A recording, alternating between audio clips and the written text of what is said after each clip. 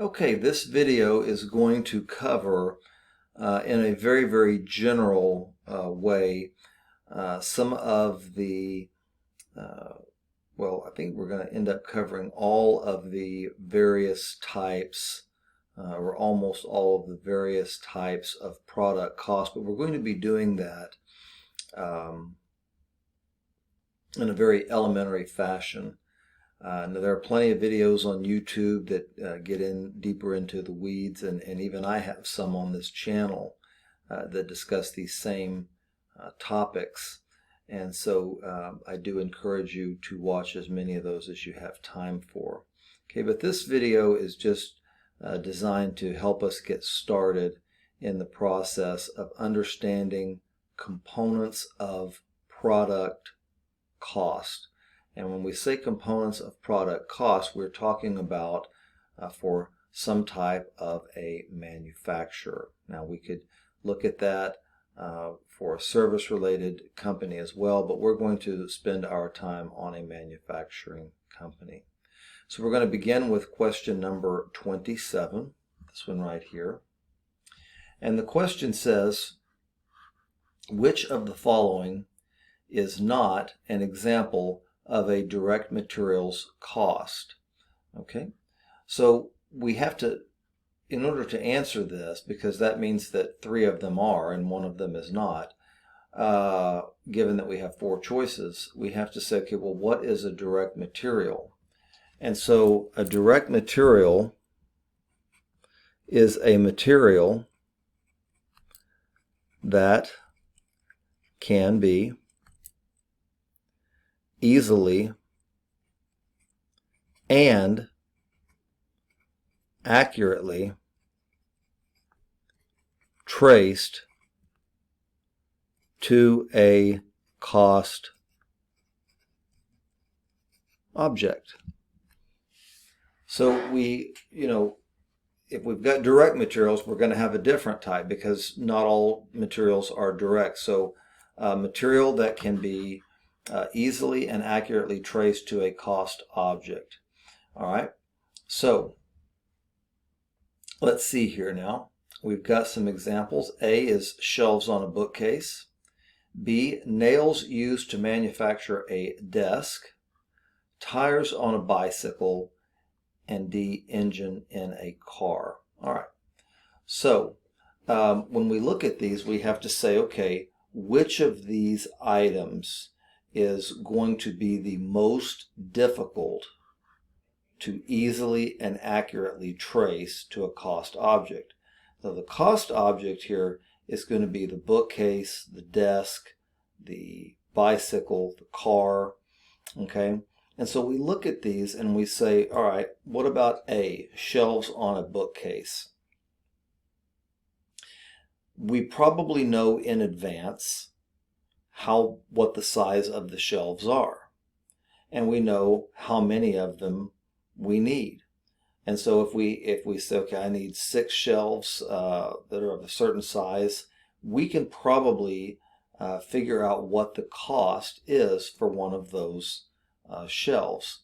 So shelves on a bookcase is going to be a direct material, which actually means that this answer is wrong.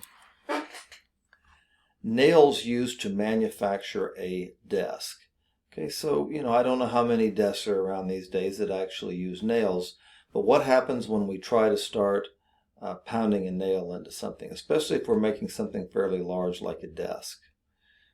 Well, you might make one desk either with automated nailing or manual nailing, and nothing goes wrong. But the next desk you make, you might have 3 or 4 nails that don't go in correctly, have to be taken out and replaced with another nail. This makes it very difficult to trace the cost of the nails, and it's also difficult to be accurate. Did it mess up twice? Was it 3 times? Was it 4 times? I don't remember. So this is not a direct material. Now, what kind of a material does that make it? That makes it an indirect material. And so what we do with indirect materials is we allocate cost. So again, with direct materials, we trace cost to a cost object. With stuff like nails, we allocate the total cost to production. Okay, and then C and D, these are a little bit easier. Tires on a bicycle, tires on anything usually, is going to be easily and accurately traceable. And then certainly an engine in a car, we need to be able to easily and accurately trace that cost. So B is the answer for number 27. And let's see here now, question 28. Question number 28 actually deals with indirect materials, and it's basically a mirror image of question 27. It says, which of the following is not an example of an indirect material? And by the way, indirect materials are part of manufacturing overhead. So indirect materials, as we said before, are allocated. Make that little arrow there. They're allocated to production. Why? Because they cannot be easily and accurately traced to production, so we allocate them instead. So answer choice A says the windshield for a Ford F-150. We need to be able to know how much one of our windshields costs. Okay, so this is going to be a direct material. And because it is a direct material, it is not an indirect material, right? So we got our answer right off the bat, but let's look at the rest of these. Tape, used to hold windshield and adhesive in place during the manufacture of the Ford F-150. Okay, some windshields, sometimes the tape, when we pull it off, is every single piece the exact same length? Do we use the same number of pieces each time? Of course not. So this is an indirect material. Lubrication applied between the rim and tire of a Ford F-150, depending on humidity and any other number of factors, weather related often. This, sometimes, that can affect the lubrication. It can affect the lubrication's effectiveness when we're doing this. So we're going to use a really, really close amount,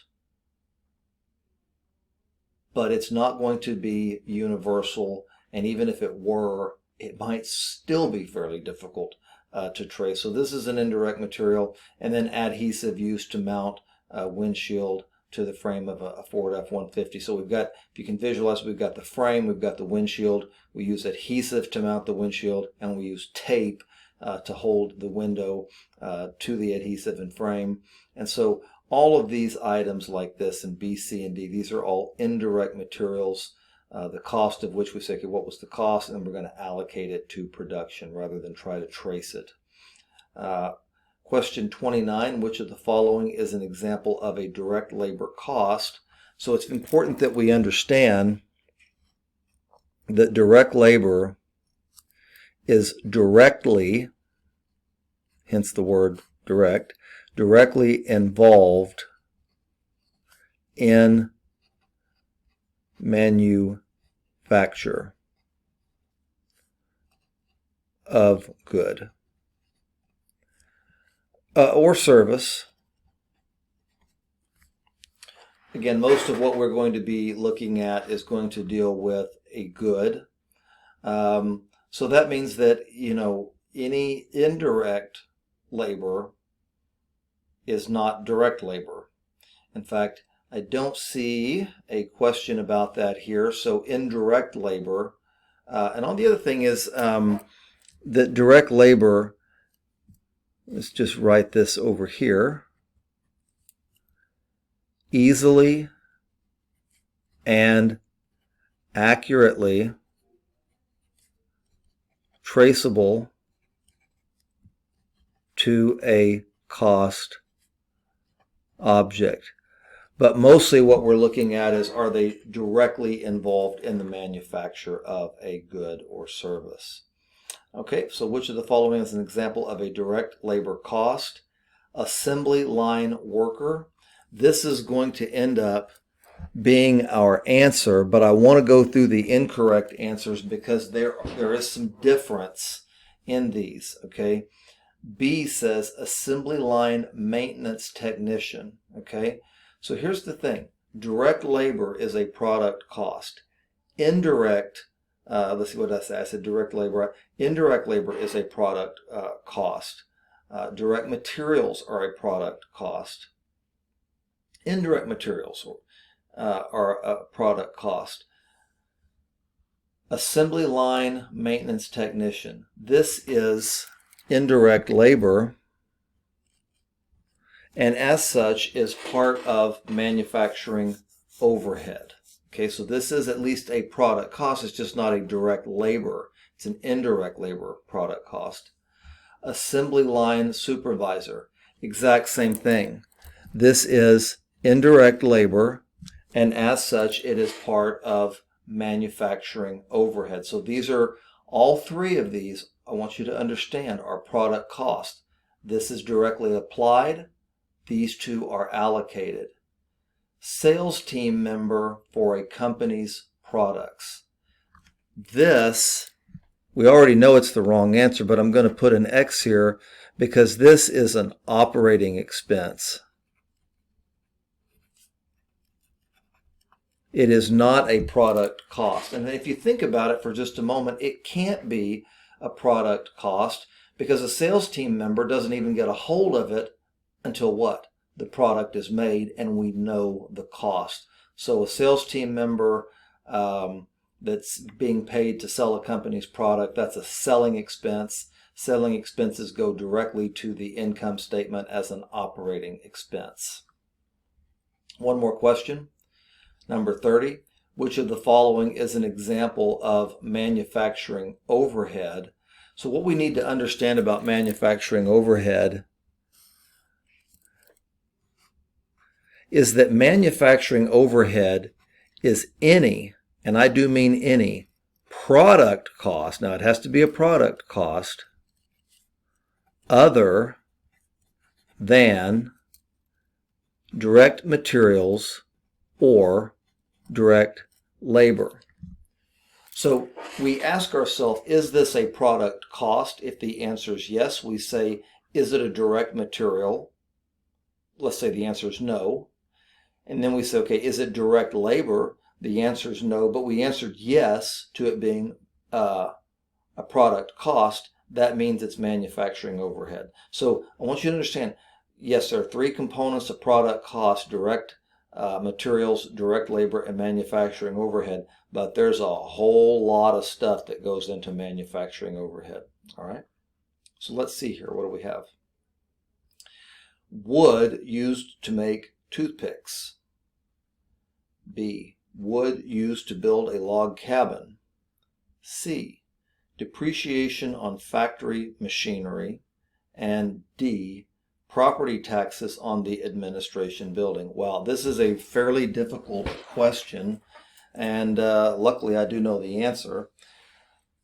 For A and B, the first thing we want to do is we want to say, is this a product cost? Of course it's a product cost. It's wood used to make toothpicks, and toothpicks are kind of a bulk item, but we can still establish how much goes to each toothpick, because toothpick is our final product. Okay, so this is a direct material. In B, wood used to build a log cabin, also a direct material. So let's just put that out here. Okay. Depreciation on factory machinery. Very, very important word here is the word factory.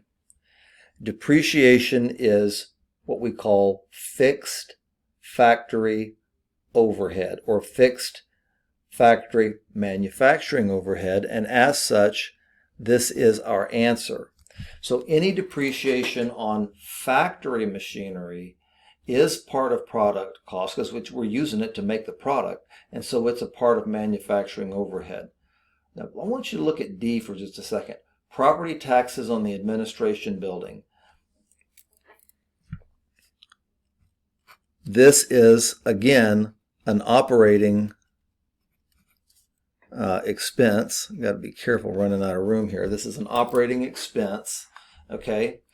But here's the reason why. Because it's on the administration building. What I want you to know is that if these property taxes had been paid on a factory building, then this would be part of manufacturing overhead. So just as the depreciation on factory machinery is manufacturing overhead, depreciation on administrative type machinery, let's say just a copy machine in the president's office, is not manufacturing overhead. It's used for administrative purposes. And so while property taxes on the administration building are just a basic operating expense that goes straight to the income statement, had these property taxes been on a factory building, then they would have qualified as manufacturing overhead. All right, this video is getting kind of long, so we're going to wrap it up.